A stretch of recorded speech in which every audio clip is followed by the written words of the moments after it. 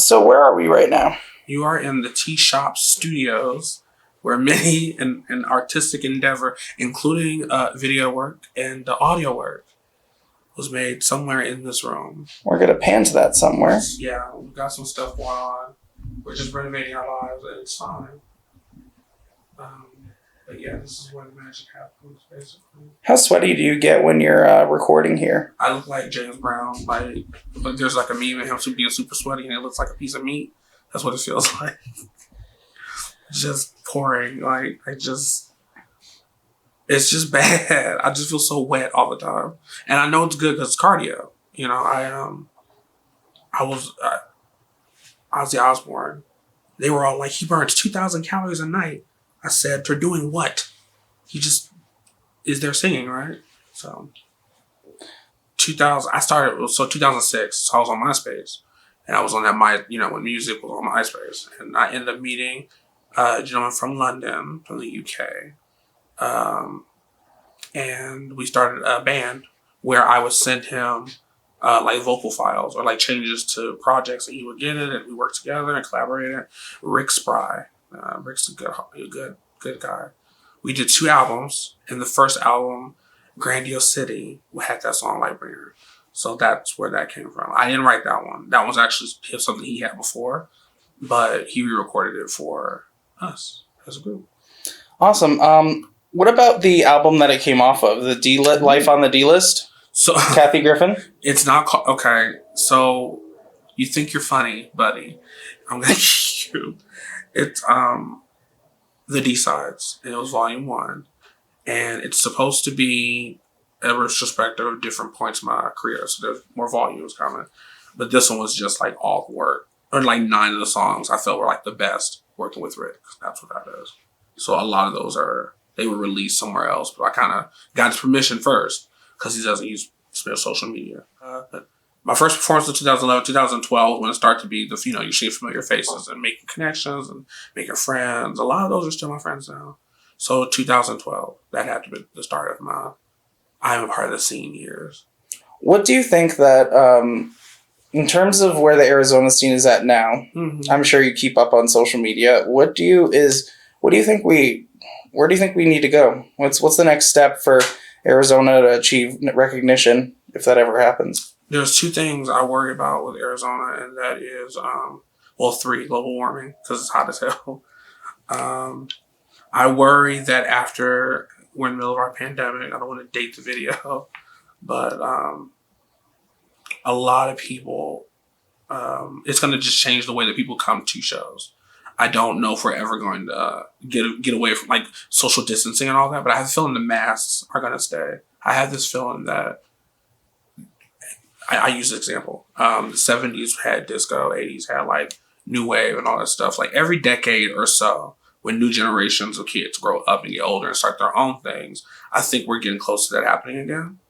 So I don't know what kind of music it's going to be, but I'm excited to see what that turns out to. Because there have not been a lot of strong, brand new songwriters, I feel like, within like the scene. Oh, don't even get me started. Now I'm thinking about the scene, right? How would you describe your music to somebody who's never listened to your music before? Oh God, an elevator pitch. That's what that is. And it's it is hard to do. I think the easiest way for me is to be like, I sing, I'm a singer, and I write my own stuff. And they're like, okay, cool. Like they ask me at work and shit, like, oh, what do you do? Like, and that's typically how I keep it. It's sometimes weird though when you don't really know somebody and they know your music and like they're a fan. I'm not used to that yet, but with like the work people and all that, I try to keep it separate as much as possible because I don't want everybody knowing the stuff I be talking about. So, was there any music before that you recorded before you became the Doyenne? There was quite a bit. There was a couple. They weren't good at all. Can you tell us all the names so we could Google it? Okay, so the funnest thing about me, I got really lucky on 2 different things, and that's my given name because there's not really another. There's other Syeds who are spelled the same way, but it's not a common spelling. And then 2, if you just type in the Doyenne, like in the Google, it'll pop up like my shit. And I'm like, that's cool. What I should say, what's the most obscure thing that you've done that like it would be hard for like a very hardcore fan to find, but they could find it?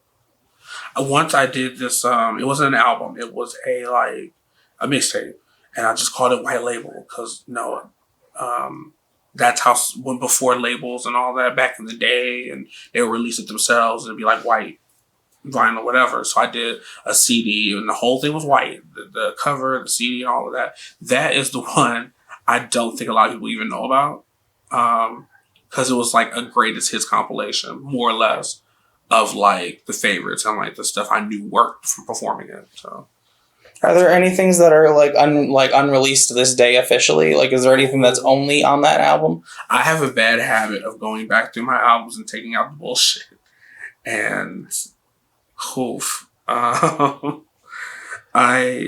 have quite a few songs that I don't think anyone's heard, especially from 2006. I don't even know if I have them anymore. It's one of those type of things. Like I have a huge archive. I keep everything, but yeah, that'll be the most obscure thing. That's the apocrypha. There's a discographer. What album would you choose first if you had to play a new fan anything? Like if you wanted to introduce someone to your music, regardless of taste. I hate considering the Doyenne a persona, but I feel like the personas for Queen. Was Queen and Body of Work for a long time with the two. That I was like, that's for the albums and go listen to those. A more condensed way to listen to it would be, or what I think is also good with the last album, The Gestalt, because we did a lot between myself and other producing and all of that, and it just sounds good. If I had to go with an album that just sounds good, I would say that one. But if you really want to get into my loony shit about Bukkake and fucking, all this nasty stuff, that would definitely have to be between Bodywork and Queen. They're kind of in the same atmosphere. Tell us about your new album. What do you have planned for it? Okay. Or new stuff in general besides this video. There's a couple things going that I want to wait on, but the album, I don't have a release date, so that's something I do want to make clear. We don't know.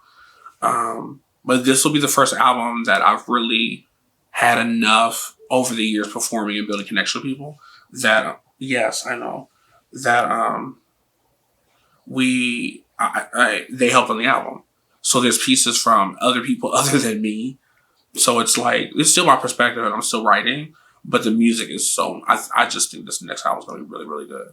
It's called Machina, which is Latin for machine, because that's where you start to feel like when you're in front of just like the rest of us, I work at 9 to 5. You're in front of a screen all day, and you come and get another screen. You start to feel biologically fucking tethered to technology. So that's why I named it that.